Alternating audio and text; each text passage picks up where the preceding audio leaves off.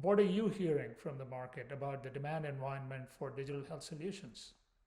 Yeah, I mean, it's interesting, right? I think, on the health system side, uh, you kind of there's kind of maybe if you were to bucket different kind of solutions, there's stuff that feels like, hey, this is a point solution that just kind of does, very specific thing, or this is something that seems cool, like it's a cool algorithm or it's a cool kind of tool, but like, does it really have an ROI? Like it's kind of unclear, still TBD.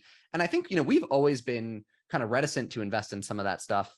And I think in this environment, you're really going to see kind of a bifurcation of tools that are kind of broad in scope that can really be partners for systems at like a much larger level, and also tools that have real clinical and like financial studies behind them, and proof points and case studies with other systems, that they actually work. And so I think, and you fight the best. I mean, in this current environment, it's a really hard time for systems right now. And so, if you're going to a system and you want to talk about like a specific clinical application in one, department that maybe has some clinical validity, how much time are you going to get relative to the person that's like, hey, I understand the staffing challenges you have, and here's something that we're building around that. Or I understand, let's talk about revenue cycle, or let's talk about, kind of patient engagement and keeping folks within your system, or let's talk about, some of these new, value-based models you may be moving into. And I think like the current environment, I think, forces a prioritization that's always kind of been there, right? I mean, it's always